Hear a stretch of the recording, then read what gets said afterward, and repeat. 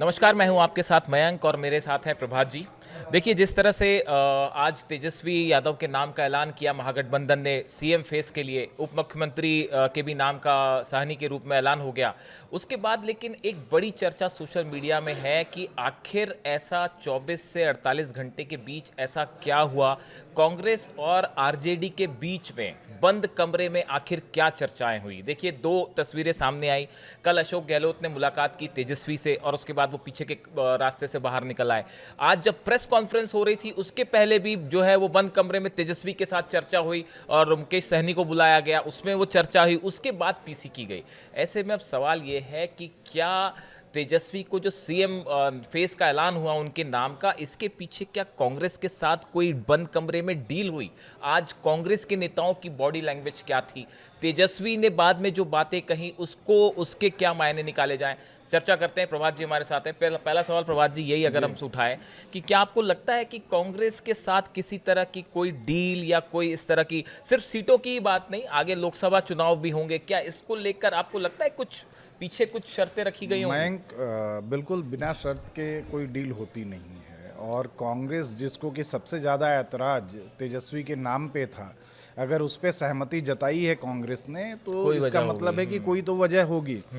लेकिन हाँ, ये इस पूरे डील आज मतलब जो आपने कहा ना कि पिछले 24 से 48 घंटे और आज जो सामने आए हैं लोग, ये तो है कि कांग्रेस लूजर साबित हुई है फिर से एक बार। मतलब आप देखिए कि डील की क्या गुंजाइश बची है। भाई उन्होंने कहा कि तेजस्वी सीएम का फेस होंगे।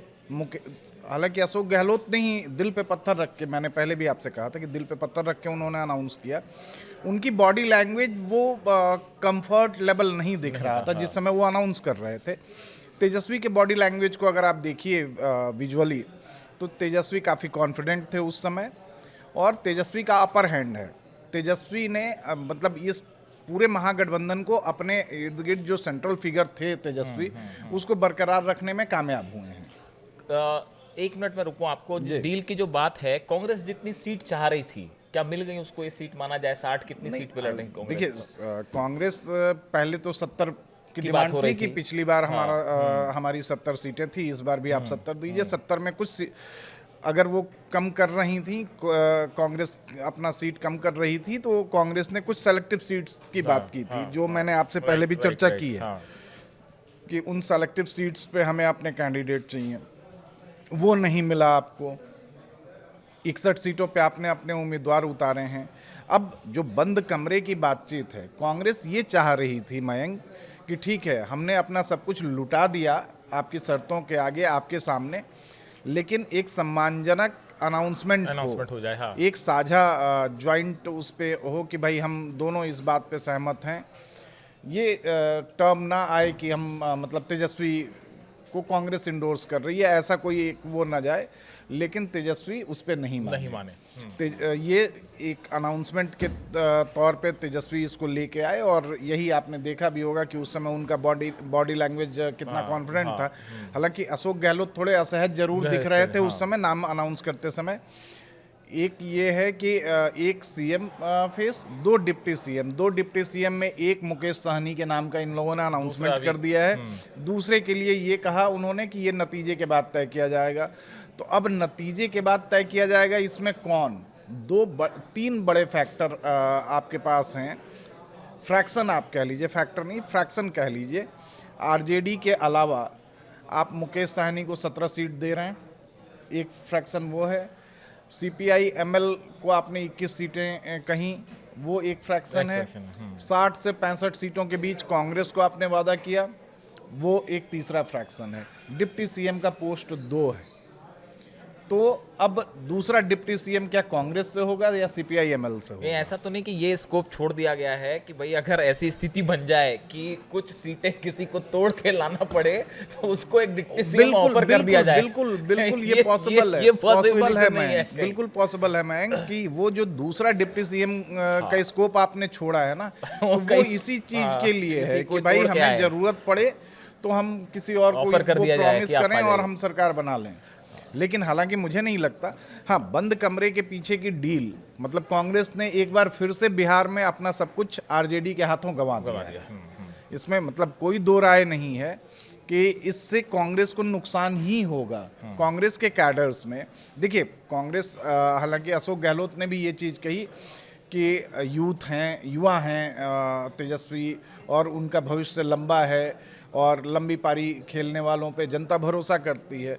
तो भाई जनता भरोसा करती है, लेकिन आपने तो अपना सब कुछ उनके हाथ में दे क्या दिया है ना। इसके पीछे एक वजह आपको ये लगती है कि जैसे राहुल गांधी जब पिछली बार लोकसभा चुनाव हुए, जी। उसको लेके हमने देखा कि ममता एंड टाइम पे जो है वो अलग रास्ता अपनाने लगी, शरद पवार अलग रास्ता अपनाने लगे, बिल्कुल। तो ऐसा लगा कि राहुल के नाम पे सहमति नहीं बन रही। तो क्या यहाँ राहुल की ये मंशा रही हो कि भाई जो है वो तेजस्वी को हम विधानसभा चुनाव में एक अपर हैंड दे दें, लेकिन अगर जब लोकसभा चुनाव होता है तो उसमें वो राहुल गांधी को लेकर एक परमानेंट हमको जो है पक्का नहीं, दल मयंक, समर्थक मिल जाए। इस बात की क्या गारंटी है कि 29 में तेजस्वी राहुल के नाम पे मोहर लगा देंगे?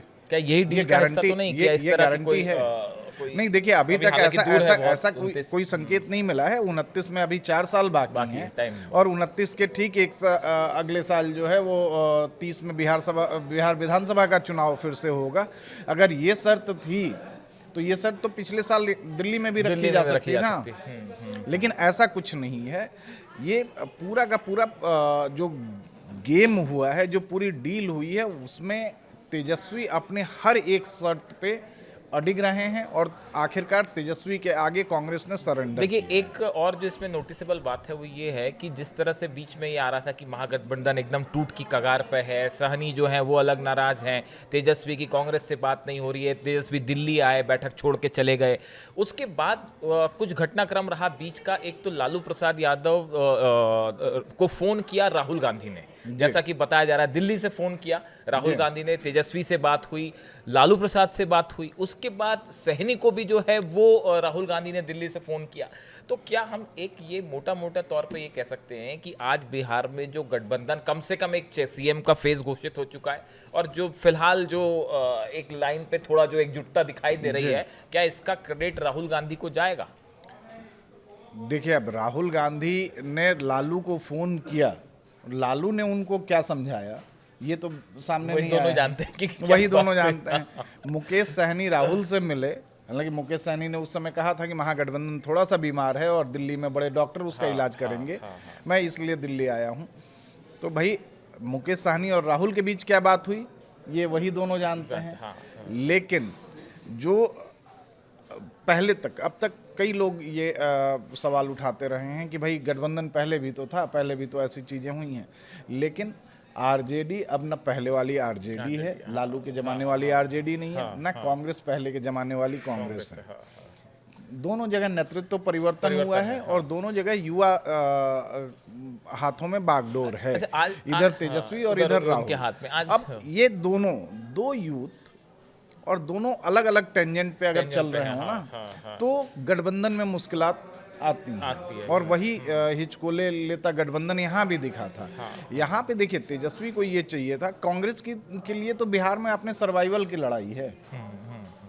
तेजस्वी के पास तो चलिए अभी भी 80 के करीब सीटें हैं, 74-75 सीटें उन्होंने पिछली बार कैटर की और हैं, और इस बार भी जैसा उनका परफॉर्मेंस हो, मतलब एक परसेप्शन तो दिख रहा है लोगों में, एक टॉक ऑफ द टाउन तो है ही तेजस्वी।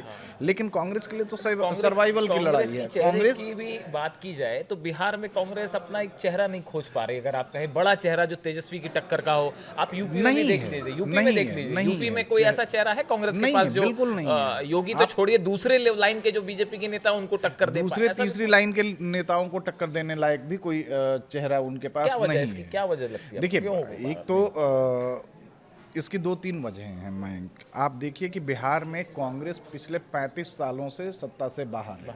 1990 में कांग्रेस जो बाहर हुई, उसके बाद से वो मतलब सांसें गिन रही है। कभी थोड़ी सीटें बढ़ जाती हैं 2-4, तो लगता है कि रिवाइव कर रही है, फिर घट जाती हैं। लोकसभा में आप सुनने हैं बिहार से, और ये पिछले कई टर्म में ऐसा हो गया है कि आप लोकसभा में सुनने हैं। बिहार में।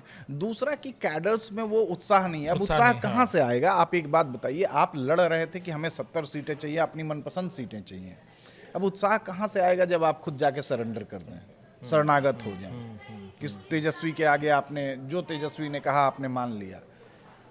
कोई ऐसी मजबूरी भी नहीं थी। आप अलग लड़ते, आप गठबंधन, ठीक है गठबंधन टूट रहा है, बाद में आप, उसके बाद आप बाद में सपोर्ट रिवाइव कर करते, सकते, सपोर्ट करते, आप लड़ते तो सही, आपके कार्यकर्ताओं का में ऊर्जा का संचार होता, कुछ एनर्जी बढ़ती, बूस्ट होती कि भाई चलो हमारे नेता ने जो कहा कि हम अपने सम्मान से समझौता नहीं करेंगे, वो नहीं किया, आया लड़ा, लेकिन आपने तो वहां सरेंडर कर दिया। मतलब ये लग रहा है कि गठबंधन आपकी मजबूरी है। मजबूरी हो गई है, आप गठबंधन की जरूरत आप नहीं है, गठबंधन आपकी मजबूरी मजबूरी है। हो गई। ये जरूरी और मजबूरी वाला जो सीन है ना, ये फर्क करना होगा कांग्रेस को, और खासतौर पे बिहार में। एक और आज चीज नोटिसेबल थी कि जैसे ही इनके नाम का अनाउंस हुआ तेजस्वी का, उनकी तरफ से जो सबसे पहला आप अटैक कह लीजिए या वार जो कह लीजिए नीतीश कुमार को लेकर या एनडीए को लेकर, वो यही था कि भाई हमने तो अपना सीएम फेस घोषित कर दिया। हाँ, एनडीए क्या, ने कहा। हाँ, अब क्या एनडीए नीतीश कुमार को अपना सीएम फेस घोषित करेगा? अब ये एक ऐसा मुद्दा लगता है मुझे जो पूरे चुनाव प्रचार के दौरान तेजस्वी इसका जो है वो बिल्कुल ये उसको ढिंढोरा साधते रहे, पीटेंगे, ढिंढोरा ये पीटते रहेंगे। बिल्कुल ढिंढोरा पीटते रहेंगे, और ये मुद्दा है भी। तो ये मुद्दा है भी। इसका काट क्या एनडीए खोज पाएगा? क्या कन्विंस कर पाएगा जनता को कि हाँ नीतीश जी होंगे? एनडीए अपने चुनाव प्रचार और चुनाव स्ट्रैटेजी के मामले में महागठबंधन से कई कदम आगे है, हाँ। आगे है, और ये आप भी समझते हैं। उनके पास भाई उनका तंत्र है, अपना एक सिस्टम है, संगठन है, कैडर्स हैं वो। और रही बात कि अभी नीतीश मुख्यमंत्री हैं और नीतीश एनडीए गठबंधन का हिस्सा है, तो आगे तो यही चीज़ चुनाव में लेके जा रहे हैं ना ये लोग 6 तारीख को और 11 तारीख को। तो ये कोई बहुत बड़ा मुद्दा नहीं है। और एक बात और इसमें मैं थोड़ी जोड़ना चाहूँगा कि देखिए ये इतना आसान भी नहीं होगा। जो कुछ लोग इस तरह की जो बात कर रहे हैं कि भाई बीजेपी की सीट ज़्यादा आ जाएगी तो क्या नीतीश की जगह बीजेपी का सीएम हो जाएगा? इसका एक बड़ा जवाब आप ये भी समझिए कि किसी को ये भी नहीं भूलना चाहिए कि नीतीश का केंद्र की सरकार में समर्थन है। नंबर गेम में समर्थन है, जो कि बड़ा अहम रोल है चंद्रबाबू नायडू का और नीतीश कुमार का केंद्र सरकार में। तो ये इसीलिए फिलहाल जो नहीं, और दूसरा कि मयंक आप देखिए ना कि नीतीश और बीजेपी का गठबंधन बहुत मैच्योर और बहुत पुराना गठबंधन है। वो कोई मतलब टीन एज वाला गठबंधन नहीं है। हाँ। ये एक मैच्योर और सुलझा हुआ बात को, और नीतीश भी समझते हैं, बीजेपी भी समझती है किधर जाने में फायदा है। और दूसरा कि एक जो मैंने आपसे कहा ना कि दोनों समझ रहे हैं कि एक दूसरे की जरूरत है, कोई किसी की मजबूरी नहीं है। केंद्र में भी, हाँ, स्टेट और केंद्र में भी दोनों। लेकिन जो महागठबंधन है वहाँ पे तो एक की जरूरत है, एक की मजबूरी है। तो इस चीज को लेके, लेकिन ये ऑल इज नॉट वेल। मैं फिर भी कहूँगा कि सारी चीजें ये हमें दिखाई जा रही हैं, या हम मतलब मीडिया के जरिए पूरे बिहार के सामने रखने की कोशिश हो रही है कि महागठबंधन में ऑल इज वेल, लेकिन ऑल इज नॉट वेल। चलिए, तो इस मुद्दे पे हमारी आगे भी चर्चा जारी रहेगी। आज जो पर्दे के पीछे कमरे में क्या चर्चा हुई, राहुल तेजस्वी में क्या बात हुई, कांग्रेस आरजेडी में क्या डील हुई, इससे जुड़ी जो भी जानकारियां हैं वो हम आप तक पहुंचाएंगे। फिलहाल इस चर्चा को यहीं रोकते हैं। Thank you so much. Thank you.